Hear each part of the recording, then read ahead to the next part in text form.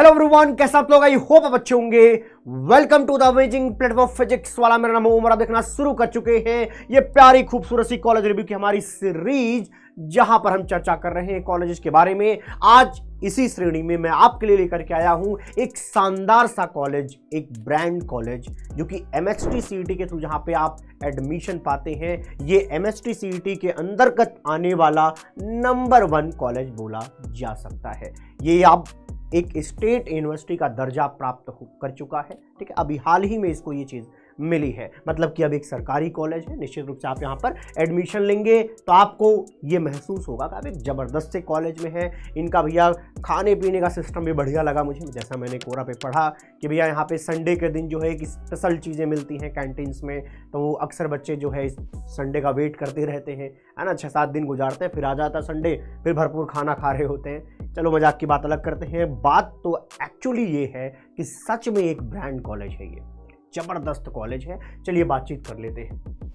अब देखिए क्या नाम है इसका, COAP टेक्नोलॉजिकल यूनिवर्सिटी। ठीक है, अभी 21 जून 2022 को ये चीज़ इसको मतलब समझ लीजिए कि अवार्ड की गई है। पहले इसको सिर्फ COEP के नाम से ही जानते थे, कॉलेज ऑफ इंजीनियरिंग पुणे के नाम से। अब COEP टेक्नोलॉजिकल यूनिवर्सिटीज़ बना दिया गया है, क्योंकि अब इनकी जिम्मेदारी थोड़ी एक्चुअली बढ़ाई गई है कि इनको भैया क्या करना होगा, अपने अंदर और भी ब्रांचेस ऐड करनी है, और भी चीज़ें ऐड करनी है, ताकि बहुत सारे बच्चों को वहाँ पर प्रॉफिट मिल पाए। ठीक है जी। अच्छा, एक देखिए क्या लिखा है, truly Oxford of the east. East का ऑक्सफोर्ड बोला जाता है इसको। ठीक है, समझ गए ना बात? हाँ, ज़बरदस्त कॉलेज है, इसीलिए मैं कह रहा था इसमें कुछ काम की बात भी है कि हाँ भैया यूनिवर्सिटी स्टेटस अभी इनको दिया गया है। ठीक है, कहानी शायद आपको समझ में आई हो। तो चलिए इस कॉलेज के बारे में और जानते हैं। हमारा जो COEP पुणे है, पुराना कॉलेज है, लेकिन बहुत ही ज़बरदस्त कॉलेज। इसकी बिल्डिंग भी, जो इसकी मेन बिल्डिंग है, पुरानी बिल्डिंग है, लेकिन देखने में अच्छी लगती है। ठीक है, पूरा कैंपस अच्छा खासा है। NIRF की अगर मैं बात करूं तो 72 पोजीशन इस बार दी गई है, लेकिन जब NIRF की शुरुआत हुई थी, जब ये मतलब नेशनल फ्रेमवर्क बनाया गया था ताकि आप ये जान पाएँ कि कौन से कॉलेज किस रैंक पर आता है, तब भैया ये टॉप 50 में आया करता था। ठीक है, होगा भाई कोई वजह, है ना, जिसकी वजह से थोड़ा सा इनको अभी देख लीजिए कहाँ पर रखा गया, 72 पोजीशन पर रखा गया है। Best college through MST CET के थ्रू भैया ज़बरदस्त का कॉलेज माना जाता है इसको।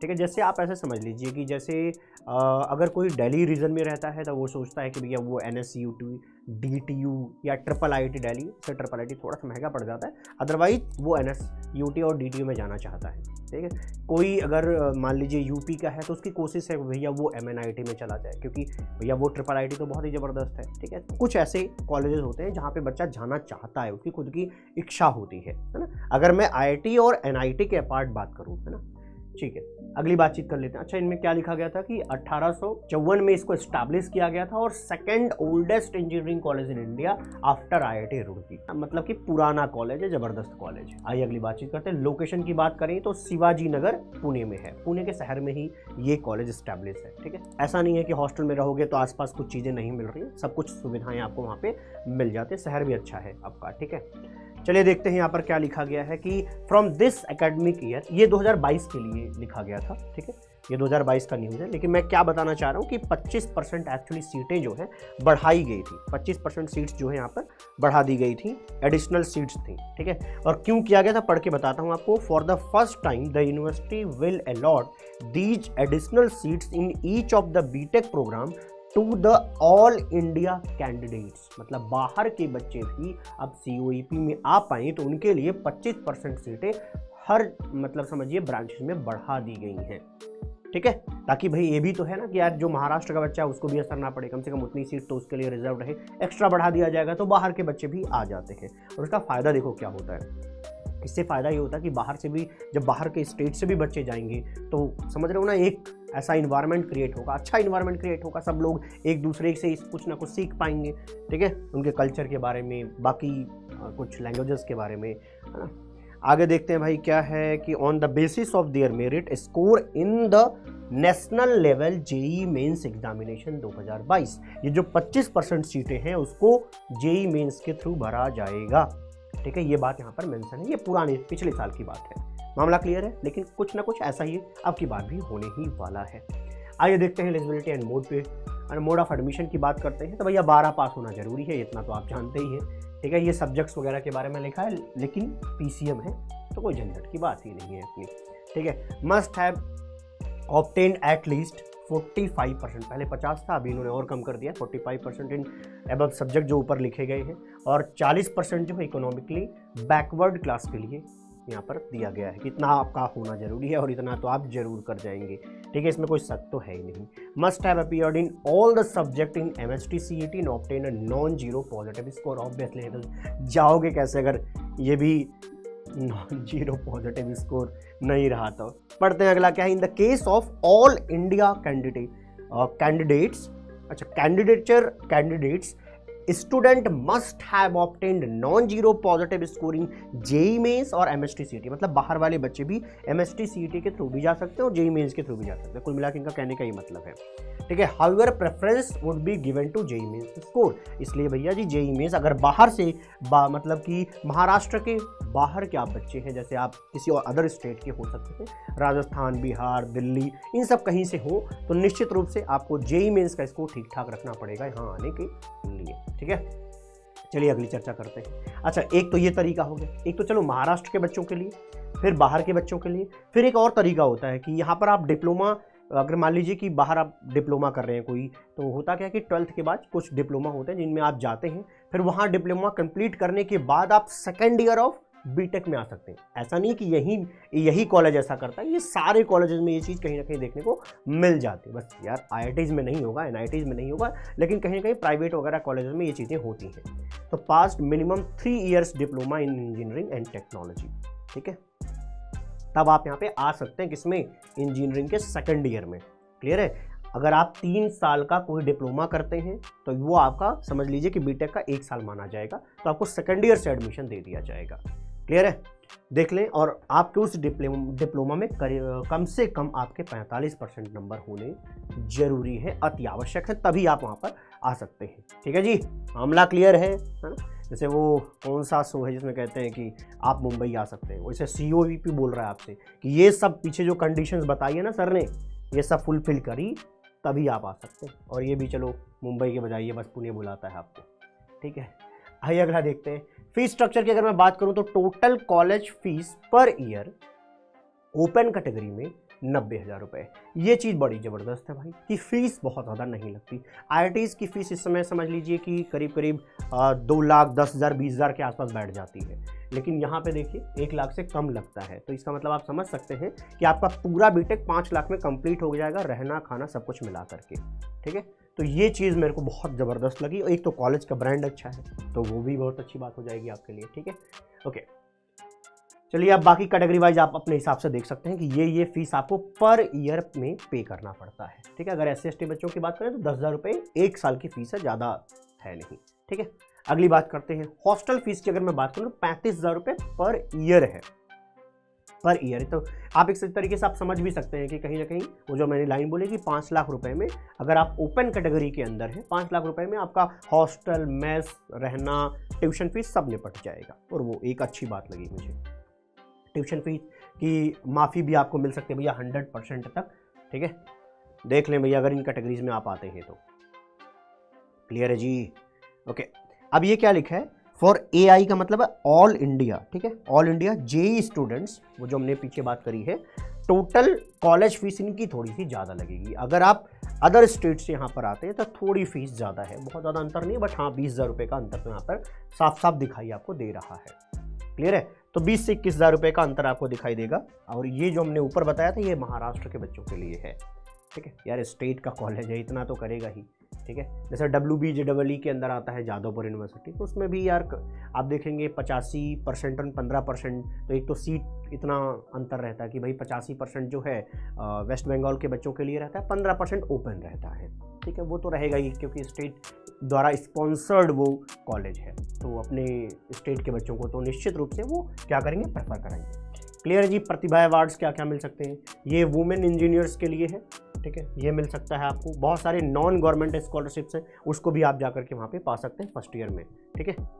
आइए देख लीजिए, जैसे यहाँ पर फर्स्ट ईयर बीटेक में मिल सकता है, ये लिखा है Vinod Joshi COEP merit scholarship, ठीक। इसी तरीके से दूसरी कोई स्कॉलरशिप है जो कि प्रेफरेबली दी जाती है मैकेनिकल और इलेक्ट्रिकल के बच्चों को, मैकेनिकल एंड इलेक्ट्रिकल के बच्चों को दी जाती है। चलिए अगली बातचीत करते हैं। पढ़ लीजिएगा भैया, आपके काम की है, अगर तो निश्चित रूप से आपके लिए जानना जरूरी है स्कॉलरशिप, तो देख लीजिएगा एक बार यहाँ पे। क्लियर है? आइए अगली बातचीत और चर्चा का विषय बनाते हैं कि भैया बीटेक जो है आप किस किस ब्रांच में यहाँ पे कर सकते हैं। सिविल में जा सकते हैं, कंप्यूटर इंजीनियरिंग एंड आईटी में जा सकते हैं, मैकेनिकल मेटलर्जी है, मैन्युफैक्चरिंग है, ठीक है जी, इलेक्ट्रिकल इंजीनियरिंग है, और इसके बाद इलेक्ट्रॉनिक्स एंड टेलीकम्युनिकेशन इंजीनियरिंग है, ठीक है, इंस्ट्रूमेंटेशन है। तो यहाँ पर आप जा सकते हैं जी बीटेक करने के लिए। क्लियर है? आइए अगला देखते हैं। कट ऑफ की बात करते हैं भैया, इसके बारे में जरूर बताया करिए। देखो यार, वहाँ पे एक ज़बरदस्त कुछ इस तरीके की बिल्डिंग आपको देखने को मिल जाएगी। ये मतलब किसी ठीक ठाक दिन लगता है फोटो खींचा गया है ना, बहुत ही प्यारी लग रही है देखने में। यहाँ पर आगे कुछ कट ऑफ को समझने के लिए ना कुछ कैरेक्टर समझने पड़ेंगे। जैसे जी का मतलब होगा जनरल, एल फॉर लेडीज़, ठीक है, एंड कैरेक्टर नाम मतलब कुछ ऐसा होगा बीच में लिखा, जैसे ओपन लिखा है, ओपन कैटेगरी, ठीक है। तो ओपन के पहले अगर जी लगा है, इसका मतलब वो जनरल बात कर रहा है। जनरल का मतलब है उसमें बॉयज़ एंड गर्ल्स दोनों को कंसिडर किया जा रहा है ना।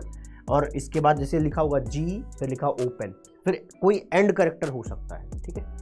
जैसे हो सकता है कि ओ हो सकता है वो एस हो। जैसे एस लिखा है तो स्टेट लेवल, ठीक है। ओ हो गया तो अदर देन होम यूनिवर्सिटी, ठीक है। आइए देखते हैं cut off for state level round 1। ये राउंड 1 का है और लास्ट राउंड का भी मैं दिखा दूंगा आपको। एक बार कृपया आप देख लें। यहाँ पर होता क्या है कि जैसे आप जेईई मेंस में रैंक पाते हैं और स्कोर मिलता है आपको, है ना। अरे भाई परसेंटाइल आता है ना आपका, सेम तरीके से इधर भी आता है MST CET में, ठीक है। तो कंप्यूटर साइंस के बारे में मैं बता देता हूँ, बाकी आप मैं हट जाऊँगा कि स्क्रीनशॉट ले सकते हैं आप। ये देखिए कंप्यूटर इंजीनियरिंग में जाना है तो भैया 97 रैंक तक आपको यहाँ पर MST CET के अंदर आना होगा। अगर आप देखिए क्या लिखा, जी मतलब जनरल में है, ओपन कैटेगरी है, एस मतलब क्या हो गया स्टेट लेवल, ठीक है। आइए अगला देख लेते हैं। इसी तरीके से सब कुछ है, कैटेगरी वाइज लिखा है। आप एक बार इसका स्क्रीनशॉट लेकर के देख लीजिएगा, ठीक है। ये आपको एग्जाम बाद काम आएगा, लेकिन आपको अंदाज़ा रहेगा कि आप किस तरीके से जा सकते हैं। देखिए ऑल इंडिया रैंक, सॉरी अच्छा, ऑल इंडिया कैंडिडेट्स का रैंक राउंड 1 है, वो यहाँ पर मेंशन है। क्लियर है? अगले पर आ जाते हैं जी। Cut off for state level last round, ठीक है। वैसे एक बात बताऊँ, ये अभी तक ऐसा था कि MST CET के थ्रू भी जाते थे बाहर के बच्चे, है ना, तो उनका ही यहाँ पर मेंशन किया गया है। ऐसे मैं सोचना कि ये 86 जो रैंक लिखी गई है, ये रैंक 86 जो है जेईई मेंस का है, नहीं है ना, वो जेईई मेंस का रैंक यहाँ पे नहीं मेंशन किया गया है।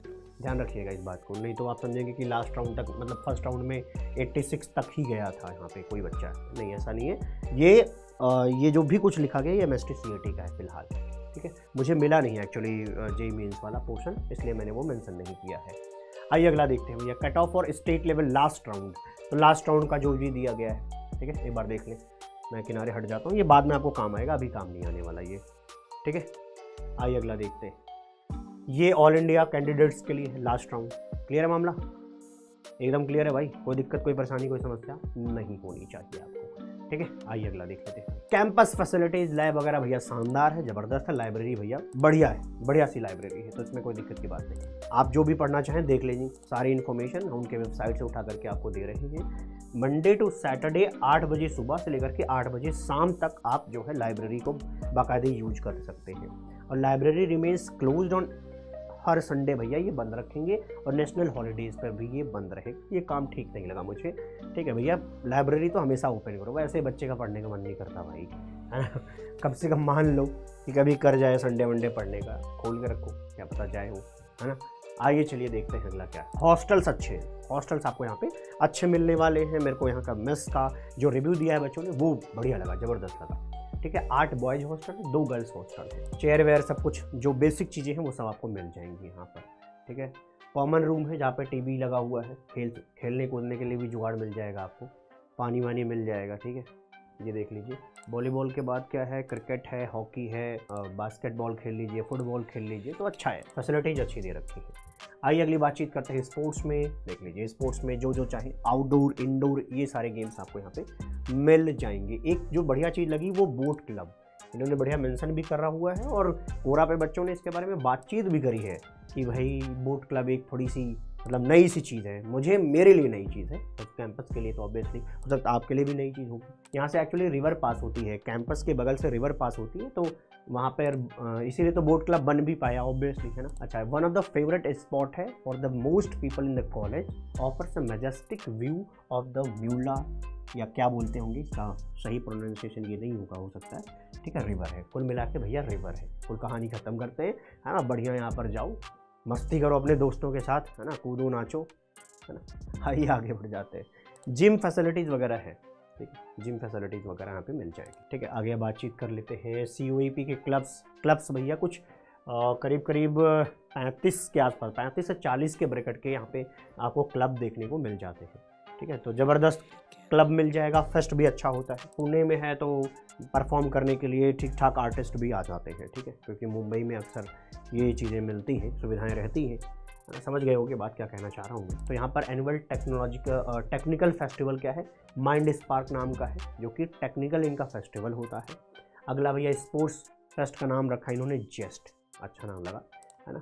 ये कल्चरल फेस्ट है। मिलते हैं हम आपको अगली वीडियो में, तब तक के लिए खुश रहिए, प्रसन्न रहिए, आबाद रहिए, जिंदाबाद रहिए। Bye bye, take care, love you all.